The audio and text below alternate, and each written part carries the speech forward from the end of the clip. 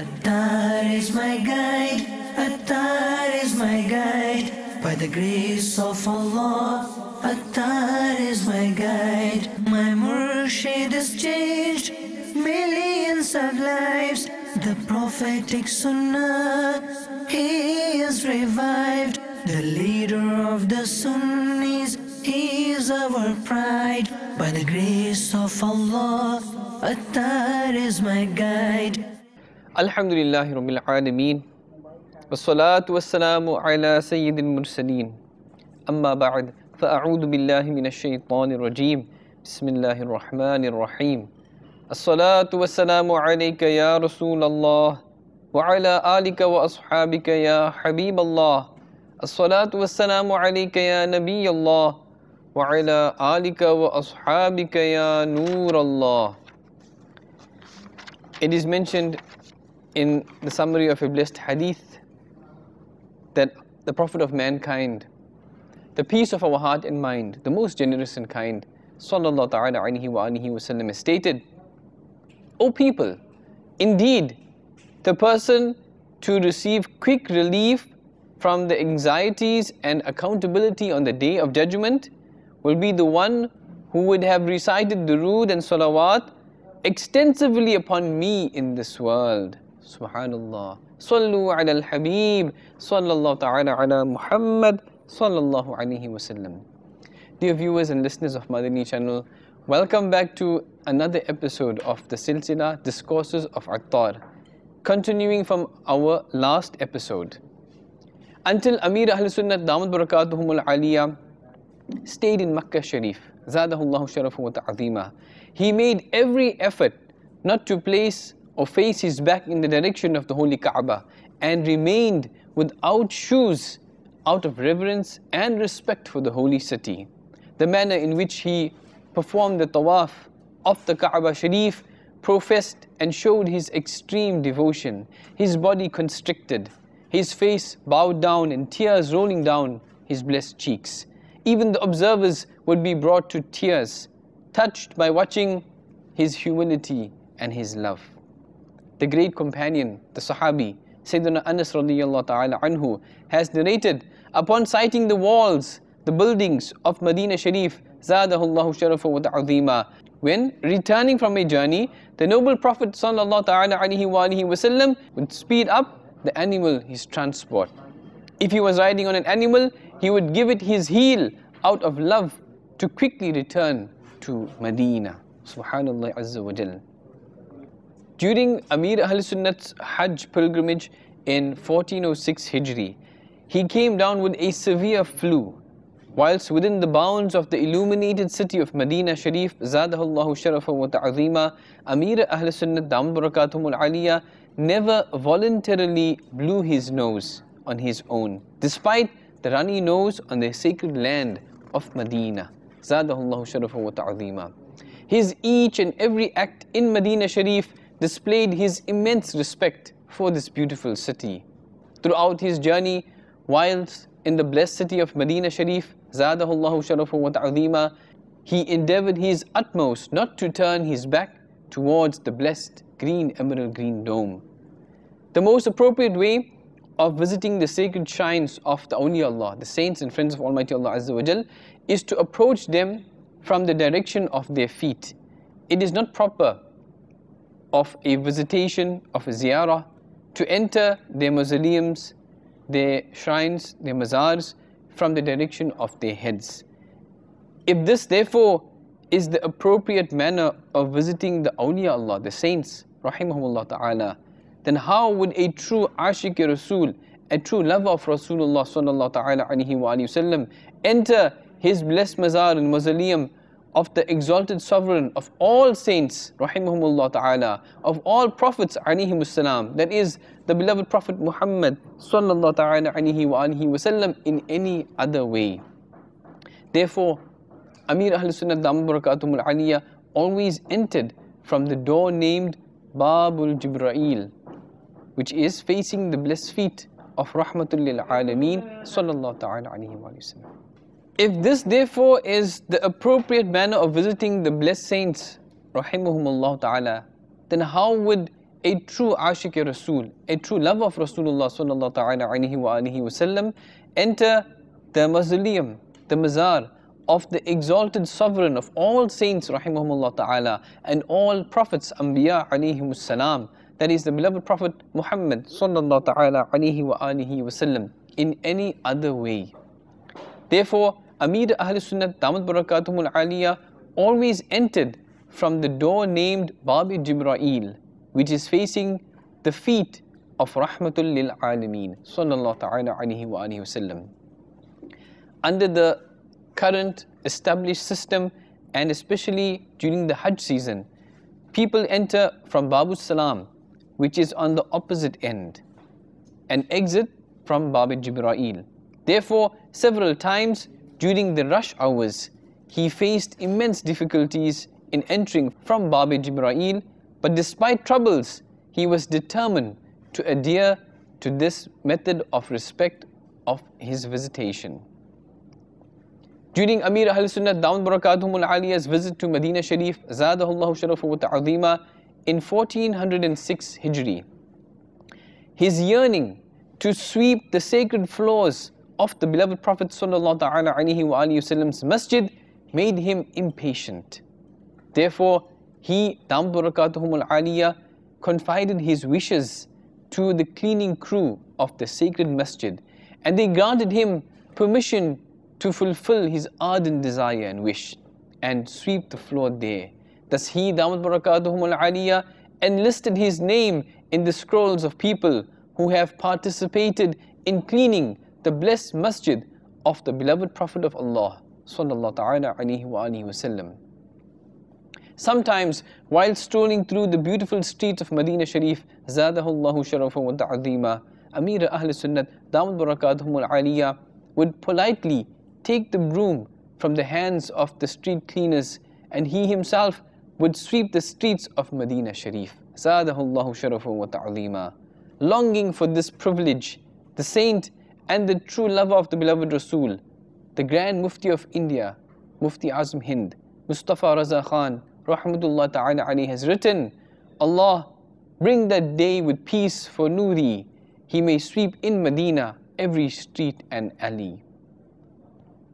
As the time of departure draws near, Amir Ahl Sunnah Damat Barakatuhumul Aliyah's anxiety increases as the sadness of leaving Medina Sharif looms over him.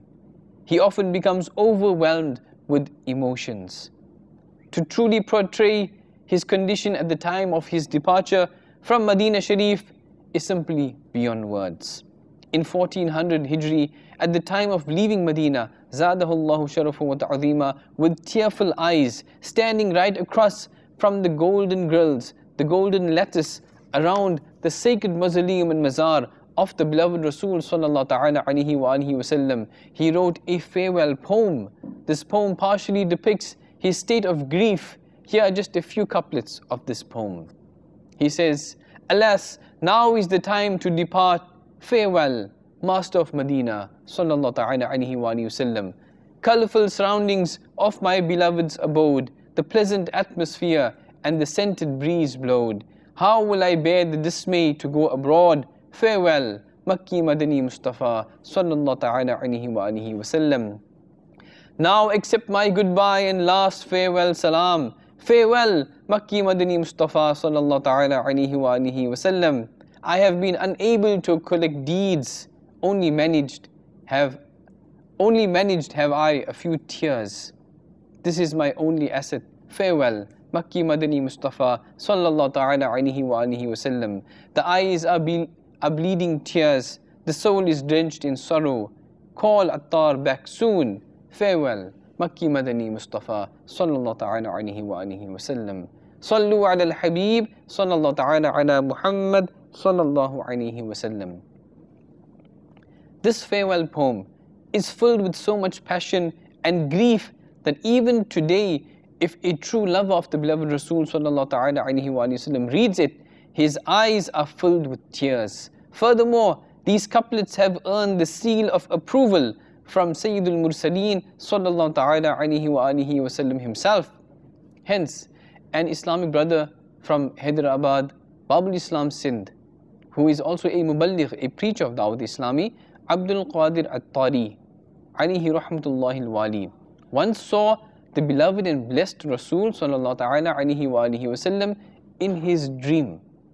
The Holy Prophet sallallahu ta'ala alayhi wa alihi wasallam's lips started to move as if pearls were flowing in perfect prose. When these words were threaded together, they resulted in this message: convey my greetings of salams to Ilyas Qadri and tell him that I really admired the farewell eulogy, the farewell poem that he had written for me. Furthermore, ask him to write a different farewell poem next time he comes to visit Medina. If that is not possible, then tell him to just recite the same one once again. Thus, these are those couplets which are endorsed by the highly exalted Rasul sallallahu ta'ala alayhi wa alihi wasallam. The Prophet of Mercy, the intercessor of the Ummah, the distributor of bounties, the owner of Jannah, the knower of the unseen, sallallahu ta'ala alayhi wa alihi wasallam, stated, whoever revives my sunnah has loved me, and whoever loves me shall be with me in Jannah. Subhanallah Azza wa Jal. Amir Ahl Sunnat, Damat Barakatuhum al-Aliyah, possesses a deep-rooted love and zeal for following the blessed sunnah. Not only does he engage himself in these virtuous acts, but he also inspires others to adopt them as well. In his company, one is amazed at how careful he is in adopting certain sunan. It is in fact true that whoever has the devotion and affinity towards the ways, the lifestyle of the beloved Rasul sallallahu ta'ala alayhi wa alihi wasallam, Allah Azza wa Jal guides them with a righteous Madani wisdom and insight. Sallu ala al-Habib sallallahu ta'ala ala Muhammad sallallahu alayhi wasallam. Intending to act upon a great sunnah of the Makki Madani Mustafa sallallahu ta'ala alayhi wa sallam, Amir Ahl Sunnat, Damat Barakatuhum al-Aliyah, sometimes sleeps on the bare floor and sometimes on a mat woven with palm leaves. He has no bed or mattress in his house. When he is a guest at somebody else's house, he sleeps on the bed provided by the host.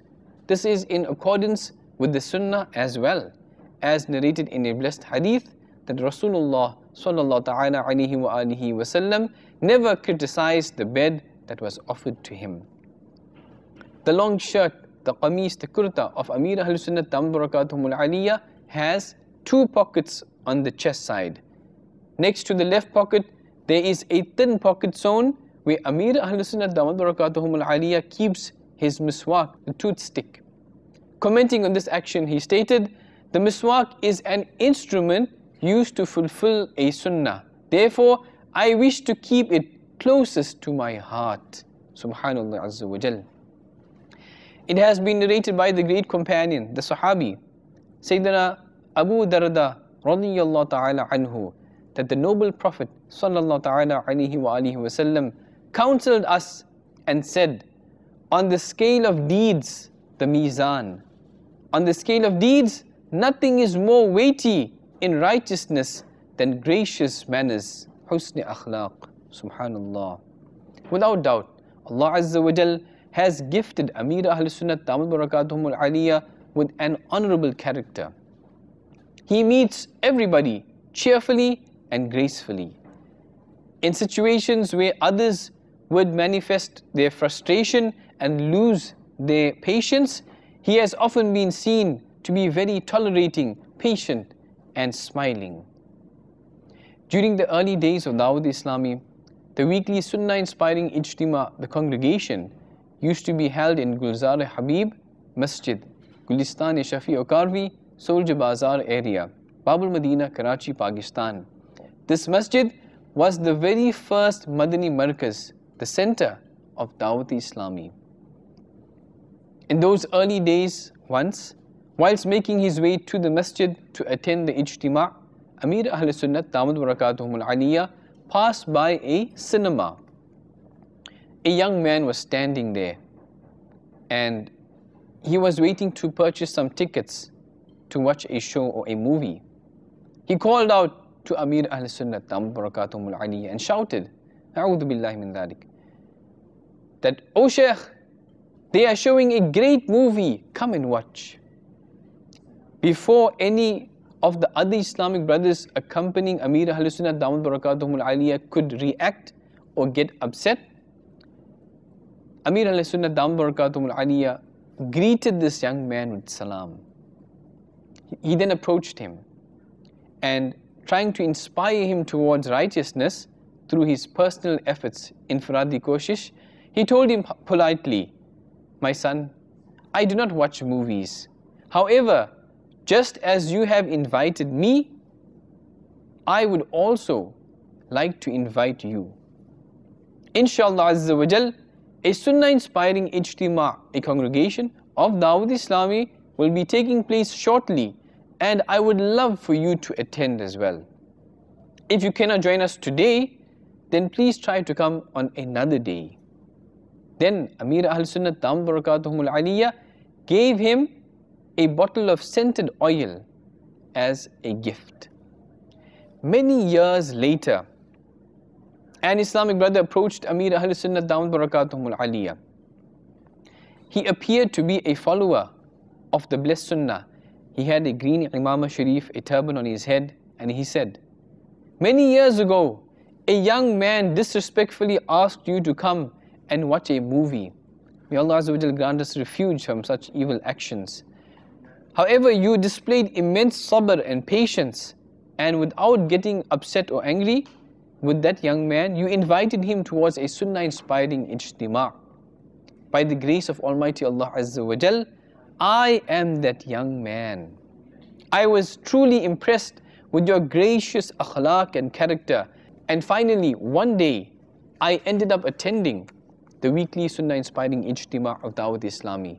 With the aid of your generous gaze, I repented, I made tawbah from my sins, and embraced the Madani environment and mahawal of Dawat-e-Islami." Subhanallah Azza wa Jal. The great Sahabi, companion, Sayyidina Uqba bin Amir radiyallahu ta'ala anhu has narrated that once when he approached the honorable company of the Holy Prophet sallallahu ta'ala alaihi wa alihi wasallam, Rasulullah sallallahu ta'ala alaihi wa alihi wasallam said, "He who breaks ties with you, establish ties with him. He who deprives you, endow him, and he who oppresses you, forgive him." Another very grand character of Amir Ahl-Sunnah Damat Barakatuhumul Aliyya is his opting for the high road of forgiveness over seeking vengeance upon somebody. At the time when Amir Ahl-Sunnah Damat Barakatuhumul Aliyya, when he would reside, when he used to stay in an apartment at Musa Lane in Babul Madinah, Karachi, an Islamic sister who was also from the same area had some kind of difficulty or some kind of rift with the family of Amir Ahl-Sunnah Damat Barakatuhumul Aliyya. That lady immediately went home and relayed her version of the incident to her children's father, her husband. He got very upset, and in this fury came to the door of Amir Ahl-Sunnah Damat Barakatuhumul Aliyya and demanded to see him.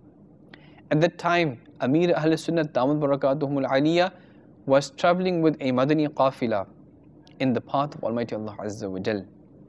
Since he did not find the Shaykh Amir Ahl-Sunnah Damat Barakatuhumul Aliyya at home, he went to the masjid where the Honorable Amir Ahl-Sunnah Damat Barakatuhumul Aliyya would offer his salah or would lead the salah. And he began to yell, use bad language, and threaten him. When Amir Ahl-Sunnah Damat Barakatuhumul Aliyya came to the masjid after his return from the Madani qafila, he was informed about his enraged neighbor. He remained calm, and instead of seeking any opportunity to get even with him, he began to think about mending his relationship and to please this angry neighbor. After a few days, as Amir Ahl-Sunnah Damat Barakatuhumul Aliyya was returning home from the masjid, he saw this same neighbor standing outside his house with some men. As Amir Ahl Sunnat Barakatuhumul Aliyah saw him approaching him and greeted him with salam, upon seeing Amir Ahl Sunnat Barakatuhumul Aliyah, his face displayed signs of extreme rage and anger. But disregarding this, Amir Ahl Sunnat Barakatuhumul Aliyah said to him very politely, "My brother, you seem very upset." Observing the gracious akhlaq and character of Amir Ahl Sunnat Barakatuhumul Aliyah, his heart softened and his disagreement turned into appreciation, to the point that he took Amir Ahl Sunnat Barakatuhumul Aliyah to his own house and offered him a soft drink. In the days shortly after Dawat-e-Islami was founded, it came to the attention of Amir Ahl Sunnat Barakatuhumul Aliyah that a particular brother was talking against him, and he even ended up quitting to perform salah in Jamaat behind Amir Ahl Sunnat Barakatuhumul Aliyah. One day whilst walking, Amir Ahl Sunnat Barakatuhumul Aliyah saw that same brother walking with another of his friends. Amir Ahl Sunnat Barakatuhumul Aliyah made salam, but this brother turned his face away. Even though this was very rude, Amir Ahl Sunnat Barakatuhumul Aliyah politely came in front of him and asked, "My brother, are you very upset with me?" Then Amir Ahl Sunnat Barakatuhumul Aliyah embraced him. That brother's friend who was with him later reported that after Amir Ahl Sunnat Barakatuhumul Aliyah left, he said about Amir Ahl Sunnat Barakatuhumul Aliyah, "He is a strange man. Despite me turning my face away from him, he still embraced me. When he embraced me, I felt my hatred for him was discarded and replaced with his admiration. Therefore, if I become a disciple, a murid of anyone, I will become his murid and disciple." Later, true to his words, that Islamic brother took the initiation, the bay'at, and became a disciple, a murid of Amir Ahl Sunnat Barakatuhumul Aliyah. He adorned his face with the beard as well. Sallu ala al-Habib, sallallahu ta'ala ala Muhammad, sallallahu alayhi wa sallam. Amir Ahl Sunnat Barakatuhumul Aliyah's mercy and forgiveness is also very commendable. He has beforehand forgiven all his own rights as stated in his booklet entitled Madani Will on page 10 and in Laws of Salah page 463. This is what he, Damat Barakatuhumul Aliyah, has to say.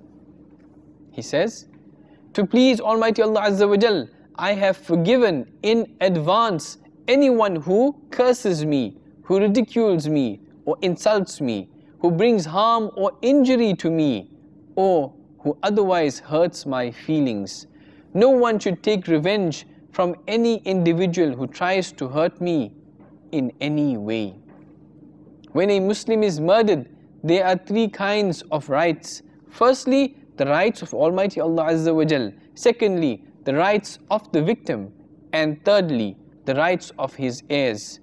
Should someone kill or martyr me, I have no control over the rights of Almighty Allah Azza wa Jal, but I forgive him my rights as a victim. As for the rights of the heirs, I have requested my heirs to forego their rights as well. For the sake of the intercession of the shafa'ah of the beloved Rasul sallallahu ta'ala alayhi wa alihi wa sallam, if I am blessed and granted permission to intercede on the Day of Judgment, insha'Allah Azza wa Jal, I shall seek to take that person who murdered me to Jannah, to paradise, provided that he died with Iman and true faith. To get more information about this matter, please do read the booklet Madani Will, published by Maktabatul Madina, the publishing department of Dawat-e-Islami. Keep watching Madani channel. Don't go anywhere. As much as you can, join us inshallah ta'ala on the different silsilas that are there on Madani channel for your benefit, for my benefit, where we can receive authentic information and Islamic education and ilm and knowledge. Join us next time inshallah ta'ala for more on the Discourses of Attar. Attar is my guide, Attar is my guide. By the grace of Allah, Attar is my guide. My Murshid has changed millions of lives. The prophetic Sunnah, he is revived. The leader of the Sunnis, he is our pride. By the grace of Allah, Attar is my guide.